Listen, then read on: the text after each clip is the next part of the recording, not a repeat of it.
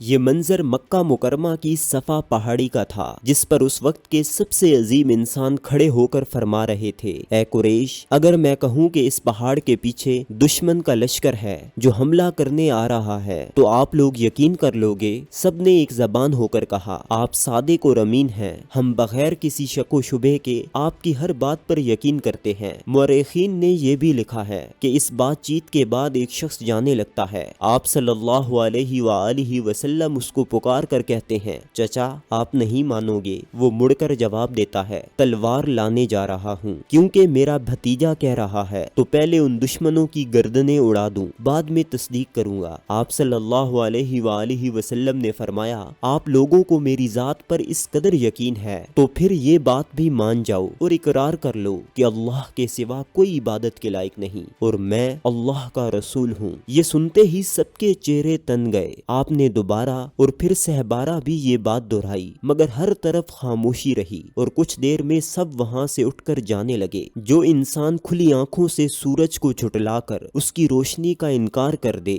تو وہ بے وقوف ہے۔ اہل مکہ ناسمجھ نہیں تھے، اس لیے تو وہ کلمہ طیبہ پڑھنے کو تیار نہیں ہوئے، وگرنہ کوئی بھی ایسی شخصیت جس پر اس وقت ساری قوم کا اعتماد اور بھروسہ تھا، اس کی بات کو اخلاقاً اور مروتاً نہ ماننا ان کے لیے بہت مشکل تھا، مگر اس کے باوجود بھی انہوں نے آپ صلی اللہ علیہ وآلہ وسلم کی دعوت سے صاف انکار کر دیا، کیونکہ وہ اس کلمے کے معنی اور طاقت کو سمجھتے تھے۔ وہ اس وقت ادب و حکمت، شعر و شاعری اور بلاغت کے بام عروج پر تھے۔ وہ الفاظ کی جامعیت اور اس کے مفہوم کو بالکل درست انداز میں سمجھ رہے تھے۔ کلمہ طیبہ پڑھنے کی صورت میں ان تمام بتوں کی یکسر نفی ہو جاتی جو انہوں نے بیت اللہ میں رکھے ہوئے تھے۔ ایک الہ کو ماننے سے لات و منات سب مٹ جاتے ہیں، اس لیے تو انہوں نے شدید ترین مخالفت کر دی۔ عمرو بن حشام، جس کا لقب ابو الحکمت یعنی حکمت کا باپ تھا، اس نے بھی جب اس عظیم سچائی کا انکار کیا اور بدترین دشمنی پر اتر آیا تو وہ ابو الحکمت سے ابو جہل بن گیا۔ بڑے سچ کو نہ ماننے والا بڑا جھوٹا ہوتا ہے۔ اب سوال یہ ہے کہ الہ میں ایسی کون سی خاص بات تھی جس کی وجہ سے قریش نے یہ کلمہ قبول کرنے سے انکار کیا تھا؟ الہ اس ذات کو کہا جاتا ہے جو واحد و یکتا ہو۔ انسان اپنی عقل، قوت اور تمام تر قابلیت کے بعد ایسی ہستی کو تلاش کرے جس کے سامنے سرنڈر ہوا جا سکے، جس کے سامنے جھکا جا سکے، جس کی پرخلوص بندگی کی جا سکے، اس کو الہ کہا جاتا ہے۔ کلمہ طیبہ میں ہم الہ کا لفظ اس لیے بولتے ہیں کہ ہمارے دل و دماغ میں صرف اللہ ہو، اس کو اپنا رب مانے اور رب کی جگہ پر دنیا کی مال و دولت، شہرت، اقتدار، جاگیر اور فیکٹری کو نہ رکھیں، کیونکہ سجدے کے لائق اگر کوئی ذات ہے تو وہ صرف الہ ہے۔ یہ ہمارا ایمان اس لیے ہے کہ یہ بات بتانے والے محمد رسول اللہ صلی اللہ علیہ وآلہ وسلم ہیں، جن کی تعلیمات ہمارے لیے ساری کائنات سے بڑھ کر اہم اور قابل اعتماد ہیں۔ واصف علی واصف رحمۃ اللہ علیہ فرماتے ہیں، اللہ کو دلیل سے نہیں مانا جاتا، اللہ کو سچے وکیل سے مانا جاتا ہے۔ حضور صلی اللہ علیہ وآلہ وسلم کی ذات پر اعتماد ہی ہمارا مذہب ہے۔ ہمارا المیہ یہ ہے کہ ہم نے کلمہ طیبہ کو پڑھا ضرور ہے مگر اصلی معنوں میں شاید سمجھا نہیں۔ اسی وجہ سے بہت سارے لوگ اپنے نفس کو اپنا الہ بنا لیتے ہیں۔ بعض لوگوں کے الہ کا نام سماج ہوتا ہے اور وہ کہتے ہیں بیٹی کی شادی کرانی ہے، مگر ایسی دھوم دھام سے ہو کہ پورے علاقے کو پتہ لگے، جس سے ثابت ہوتا ہے کہ ان کا الہ معاشرہ اور لوگ ہیں۔ حالانکہ اگر ایک رب کو الہ مان لیا جائے تو انسان ہزار سجدوں سے بچ سکتا ہے۔ اپنے تمام تر پوٹینشل کو جس کے سامنے جھکایا جائے وہ رب اور الہ کہلاتا ہے۔ آپ اپنی انتہائی قوتیں تب دے سکتے ہیں جب آپ یہ جان جاتے ہیں کہ بنانے والے نے مجھے ایک شاہکار تخلیق کیا اور اس شاہکار کو آپ اس ذات باری کے سامنے جھکا دیتے ہیں تو کائنات میں اس سے خوبصورت منظر اور کوئی نہیں ہوتا۔ یہی وہ مقام ہوتا ہے جب خود رب بھی فرشتوں سے کہتا ہے، دیکھو میرے بندے کو، یہی وہ مخلوق ہے جس کو پیدا کرنے پر تم راضی نہیں تھے مگر اب یہ میرے سامنے سجدہ ریز ہے۔ یہی وہ کیفیت ہوتی ہے جو مومن کی تمام کیفیات میں اللہ کو سب سے پیاری اور محبوب ہوتی ہے۔ آپ نماز پڑھتے ہوئے کبھی اپنی باڈی لینگویج پر غور کریں۔ سب سے پہلے ہم تکبیر تحریمہ کے لیے ہاتھ اٹھاتے ہیں۔ ہاتھ پہلے آسمان کی جانب سیدھے ہوتے ہیں جس کا مطلب ہے کہ اللہ ہی سب سے بڑا ہے۔ اس کے بعد ہاتھ پیچھے کی جانب جاتے ہیں جس کا مطلب ہے کہ سارے غم اور تفکرات کو میں اپنے پیچھے دھکیل کر اللہ کے دربار میں حاضر ہوتا ہوں۔ میرے غموں اور تفکرات کی اس کے سامنے کوئی حیثیت نہیں ہے، اس کے لیے کوئی مسئلہ ہی نہیں ہے۔ ازل سے ابد تک وہ رب ہے، اور رب وہ ہوتا ہے جو اپنی مخلوق کی نشو نما کے تمام اسباب پیدا کرتا ہے۔ کون سے وقت میں کیسے لوگ اور کس طرح کے حالات انسان کو چاہیے وہ سب اس کو پتا ہے، اور وہی تمام اسباب پیدا کر دیتا ہے۔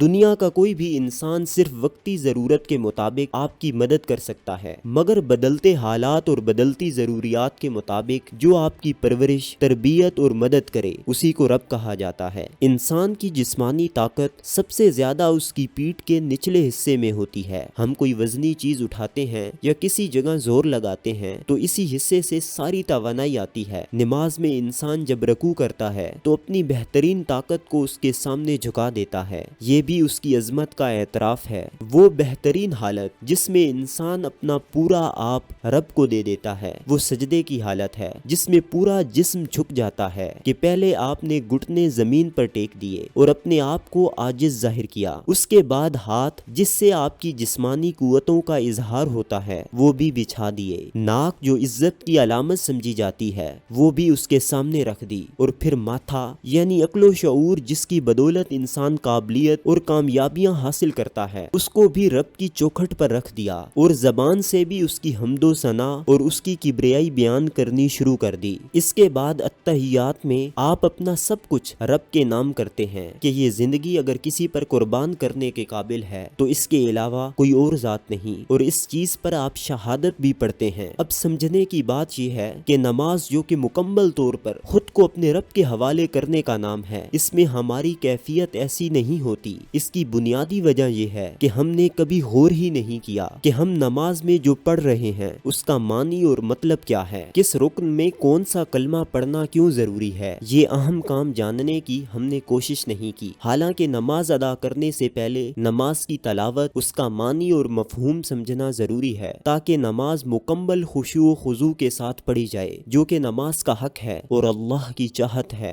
رب کے حضور کھڑے ہوتے ہوئے اگر آپ کی یہ کیفیت نہیں اور تکبیر تحریمہ کے ساتھ آپ کی فکریں پیچھے نہیں گئیں تو پھر آپ کے سامنے آپ کا رب نہیں، آپ کی فکریں ہی ہوں گی۔ ایک لمحے کے لیے سوچیں، آپ کو کسی ملک کے صدر یا وزیر اعظم سے ملاقات کے لیے انتہائی کوششوں کے بعد وقت ملا، آپ اس کے آفس میں گئے اور آپ کو بیٹھنے کے لیے کرسی پیش کی گئی، اور پھر صدر صاحب آپ کی طرف متوجہ ہوئے، لیکن اس وقت آپ موبائل دیکھنے لگ جاتے ہیں یا اپنی انگلیوں سے کھیلتے ہیں یا آپ کسی اور چیز کے بارے میں سوچنے لگ جائیں تو صدر صاحب کا رد عمل کیا ہوگا؟ یہی معاملہ نماز کا بھی ہے۔ ہم تکبیر تحریمہ پڑھ کر دراصل اللہ کی بارگاہ میں حاضر ہو جاتے ہیں، اللہ اپنے جاہ و جلال کے ساتھ متوجہ ہوتا ہے، اور ایسے ہی ہم اس کو چھوڑ کر دنیاوی فکروں میں لگ جائیں تو اس سے بڑھ کر بڑی بے ادبی اور کیا ہوگی۔ تمام تر جسمانی، فکری اور قلبی یکسوئی کا نام نماز ہے، اور ان کیفیات کو نماز کے باہر قائم رکھنے کا نام صلاۃ ہے۔ اس کی مثال یوں سمجھیں کہ قلم دوات کے ساتھ کچھ لکھنے کے لیے قلم کو دوات میں ڈبونا پڑتا ہے، اور لکھنے کے بعد اس کی نوک پر کچھ سیاہی رہ جاتی ہے۔ دوات میں قلم ڈبونا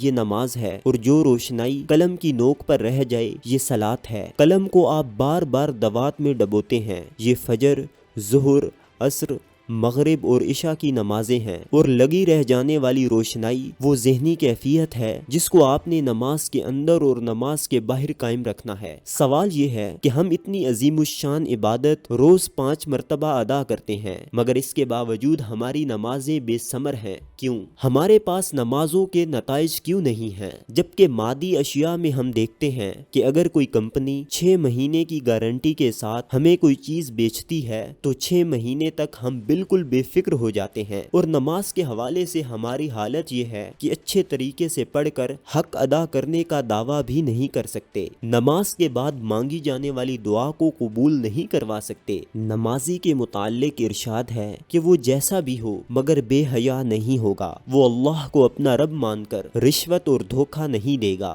وہ الرحمن الرحیم پڑھنے کے بعد مخلوق پر بھی رحم کرے گا، وہ مالک یوم الدین کا اقرار کر کے قیامت کا سوچ کر اپنے دل میں خوف خدا رکھے گا اور کسی مخلوق کو نقصان نہیں پہنچائے گا، وہ ایاک نعبدو کے بعد دنیا کی پوجا نہیں کرے گا، وہ ایاک نستعین بول کر طمع اور لالچ کے قریب بھی نہیں جائے گا، وہ اہدنا الصراط المستقیم والی التجا کے بعد خود بھی سیدھے راستے پر چلے گا اور دوسروں کو بھی نیک راستہ دکھائے گا، اور ولضالین کے بعد گمراہی کے کاموں سے ہمیشہ دور بھاگے گا۔ مگر ایک لمحے کے لیے سوچئے، کیا ہماری نماز ایسی ہے اور کیا ہم نماز کا حق ادا کر رہے ہیں؟ اہل قریش نے کلمہ پڑھنے سے اس لیے انکار کیا تھا کہ وہ اس کے معنی اور طاقت کو سمجھتے تھے، وہ جانتے تھے کہ یہ فقط الفاظ نہیں، ایک مکمل عملی اور روحانی زندگی ہے۔ مگر ہم لوگ سمجھے بغیر کلمہ اور نماز پڑھ کر شاید فرض تو پورا کر رہے ہیں، مگر ہمیں وہ ثمرات نہیں مل رہے جو نماز کا حق ادا کرنے کے بعد ملتے ہیں۔ آج ہی سے تمام بنیادی ارکان کے معنی اور مفہوم سمجھنے کا عہد کیجیے، اپنے دلوں کو عشق حقیقی سے اس قدر مزین کیجیے کہ پھر آپ کی جبیں رب کے دربار میں سجدہ کرنے کے لیے مچلنے لگے کہ یہی بندگی کا حق ہے، اور یہ حق ادا کرنے کے بعد وہ تمام ثمرات بھی ملیں گے جن سے آج ہمارا معاشرہ محروم ہے۔ یہ اقتباس قاسم علی شاہ صاحب کی کتاب ابر مسلسل سے لیا گیا ہے۔